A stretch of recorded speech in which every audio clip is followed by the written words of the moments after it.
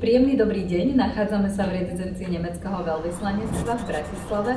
Mali sme dneska podujatie, slávnostné odovzdávanie certifikátov Young Energy Europe. Teraz tu sedím s Energy Scoutmi a konateľkou spoločnosti Rettenmeier Tatra Timber. Držíte v rukách medzinárodné certifikáty a vyznamenania.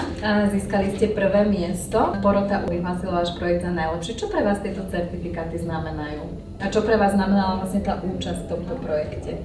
Bolo nám cťou sa zúčastniť tohto projektu z dôvodu toho, že dostali sme strašne veľa nových informácií, sme sa veľa nového dozvedeli, čo sme v podstate nevedeli. To školenie malo veľký význam aj pre našu firmu, keďže náš projekt bol realizovaný. Prispeli sme vlastne k úspore potreby energií vo firme. Keď porota vyhlásila za váš projekt za najlepší projekt, vy ste boli taká prekvapená, pani Bartková, aj ostatní páni ste boli prekvapení, nečakali ste to?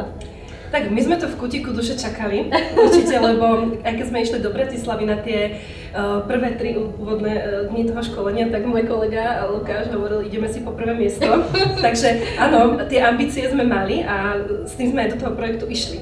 Pani Benčová, vaši kolegovia sa zúčastnili projektu Young Energy Europe. Aj vďaka vám budete ich motivovať aj k nejakým ďalším takýmto projektom. My veríme, že teda budú mať ďalšiu možnosť realizovať nejaké projekty v rámci vašej spoločnosti.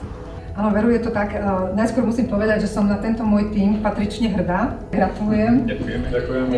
V tej primárnej pracovnej doméne nie je ani životné prostredie, ani energetika. Myslím, že je dobré vzdelávať sa v oblasti, ktorá práve nie je tá primárna pracovná doména a ktorú neštudovali. Je dobré, aby to mali ľudia v krvi. A cez takéto školenia sa to práve tak môže pretaviť do tej osobnosti, lebo nie je to niečo, čo manažment povedal, čo si tam tí hore vymysleli, ale niečo, čo priniesli sme my.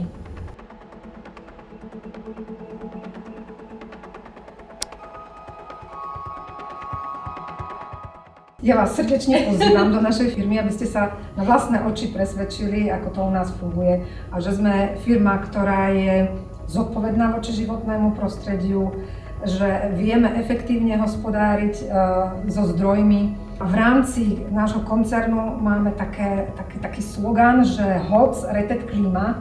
Drevo zachraňuje našu klímu, drevo ukladá CO2, zanechávame vlastne minimálnu uhlíkovú stopu v porovnaní s ostatnými stavebnými materiálmi. Na toto sme hrdí, že takýmto spôsobom môžeme prispievať tiež k záchrane životného prostredia. A o tomto by sme mohli debatovať dlho. Rozprávame sa potom, u vás to bol naozaj veľmi pekný slogan a tešíme sa už na návštevu k vám. Ďakujem. Ďakujeme.